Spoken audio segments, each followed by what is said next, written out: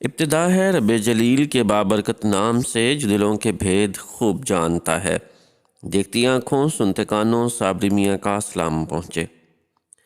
ناظرین، یمن کے قیام کے دوران سیدنا بلال رضی اللہ تعالیٰ عنہ کے دل میں نکاح کا خیال پیدا ہوا۔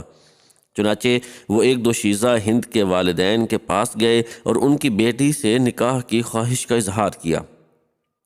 لڑکی والوں نے پوچھا، تم کون ہو اور کہاں کے رہنے والے ہو؟ انہوں نے کہا، میں بلال بن رباح ہوں اور رسول اکرم صلی اللہ علیہ وآلہ وسلم کا ایک صحابی ہوں۔ میں ایک غلام تھا، میرے رب نے مجھے آزاد کر دیا۔ میں سیدھے راستے سے بھٹکا ہوا تھا، میرے رب نے مجھے ہدایت دی۔ میں اس وقت آپ سے آپ کی بیٹی کا ہاتھ مانگ رہا ہوں۔ اگر آپ ہاں کر دیں تو خدا کا شکر، اور اگر انکار کریں گے تو خدا بہت بڑا ہے۔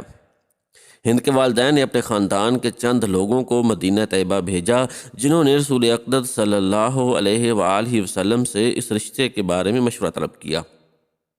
آپ صلی اللہ تعالیٰ علیہ وآلہ وسلم نے جواب میں فرمایا، تمہیں یہ حق کس نے دیا ہے کہ تم جنتی شخص کو اس کی حیثیت سے کم خیال کرو؟ رسول اقدس صلی اللہ علیہ وآلہ وسلم کی اس بات سے ان لوگوں کو تسلی ہو گئی، اور کچھ ہی عرصہ کے بعد سیدنا بلال رضی اللہ تعالیٰ عنہ اور ہند رضی اللہ تعالیٰ عنہ کی شادی ہو گئی، اور وہ نہایت خوشگوار زندگی گزارنے لگے۔ ایک مرتبہ حضرت بلال رضی اللہ تعالیٰ عنہ اور آپ رضی اللہ تعالیٰ عنہ کی اہلیہ حضرت ہند رضی اللہ تعالیٰ عنہ کے درمیان کسی بات پر کچھ تکرار ہو گئی۔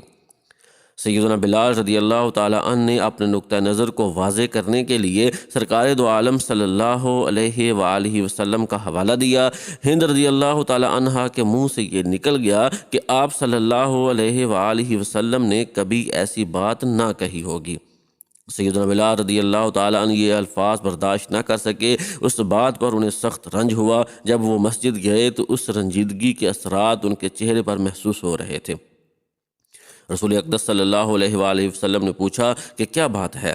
بلال رضی اللہ تعالیٰ عنہ نے واقعہ کی تمام تفصیلات بیان کر دیں۔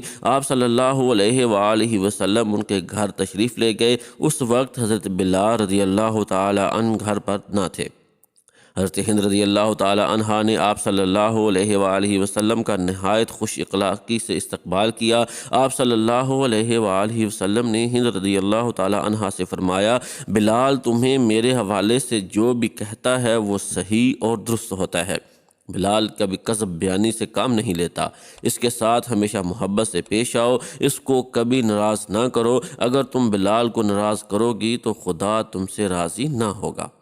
ہند رضی اللہ تعالیٰ عنہ نے رسول اقدس صلی اللہ علیہ وآلہ وسلم کی اس نصیحت کو پلے باندھ لیا۔ چنانچہ سیدنا بلال رضی اللہ تعالیٰ عنہ کے گھر لوٹنے پر انہوں نے حضرت بلال رضی اللہ تعالیٰ عنہ سے معذرت کر لی، اور ایک دفعہ پھر ان کے گھر کا ماحول خوشگوار اور پرسکون ہو گیا۔